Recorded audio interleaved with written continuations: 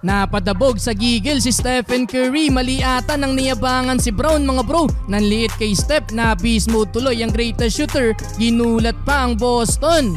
Mabigat ang kalaban ngayon ng Warriors, ang best team sa East, ang Boston Celtics led by Jason Tatum. Slam dunk kagad sa opening quarter, kaso bad news mga bro, under 7-minute mark nang mag-roll ang ankle ni Tatum. Same scenario sa nangyari noon sa East Finals kalaban ng Miami Heat. Rekta balik ng locker room si JT, do kontrolado ng Boston ng lead kung saan bumuhat si Jaylen Brown 12 points sa opening quarter. Katulong ang 9 points ni Derek White, pero mainit din ang simula ni Klay Thompson. Double figure 10 points na din si Klay in 8 minutes. Curry nakipagsayawan sa depensa ni Brown. Panis sa scoop layup, may kasama pang foul. 5 points para kay Steph. Pwede nang i-trade si Draymond Green mga bro dahil meron ng kuminga na improving ang laro. Dinakdakan lang sa play na to si Brown. Meron pang Podziemski na kaya din kumana ng puntos. Lamang nga lang ng 10 points ang Celtics, 40-30. Second quarter, 3 straight 3 points para sa Warriors. Dario Saric, quality minutes off the bench mga bro, nakakatatlo na beyond the arc. Balik court na din si Tatum at pinanis lang si Andrew Wiggins spin move sa 5 pull-up sa 3, pero nagkaroon ng big run ng Warriors mga bro at naitabla pa ang laban under 4 minutes kung saan nagalimaw si Kuminga sa ilalim.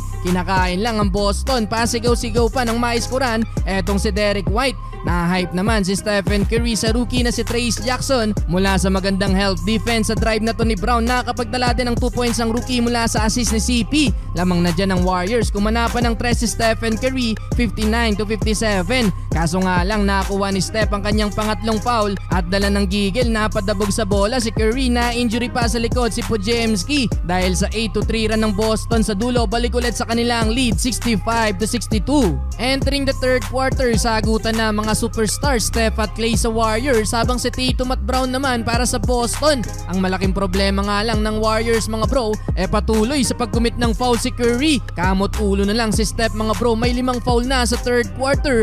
Nabastos pa ni Jaylen Brown, nag 2 small gesture sa former unanimous MVP. Masyado ka daw maliit Curry, challenge ng Warriors ang play na yan mga bro, pero foul pa din ang hatol ng officials. Buti na lang mga bro, kahit naupo na lang si Curry sa bench, kumakapit pa din ang second unit ng Warriors. Umabot sa 17 points ang largest lead ng Celtics, pero naibaba ng Warriors yan sa 11 points, 97-86. Well, fourth and final quarter, hindi pa tapos ang laban. Pumapalag pa ang Warriors mga bro, nakapukol pa ng 3 points si Stephen Curry. Sinugal na ni Steve Kerr. Napa-take over sa final quarter si Stephen Curry, under 5 minutes, back-to-back driving layup. Napapareklamo pa sa referee si Curry.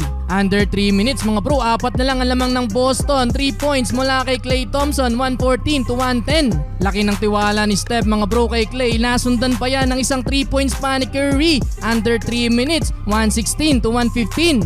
Last 2 minutes mga bro, another clutch 3-pointer mula kay Stephen Curry to tie the game. May chance pa sana ang greatest shooter maipanalo ang laban mga bro, kaso mintes ang 3 points. Sa uli, nauwi pa sa overtime ang laban. Well, overtime mga bro, lumamang agad ng 4 points ang Warriors. Back-to-back slam dunk ni Kuminga at Trayce Jackson, 125-121. Nabutatapan ng rookie ang tira ni Jaylen Brown. Well, sa dulo mga bro, na epic comeback pa ng Golden State ang Boston Celtics. Iyak ang Boston kay Stephen Curry.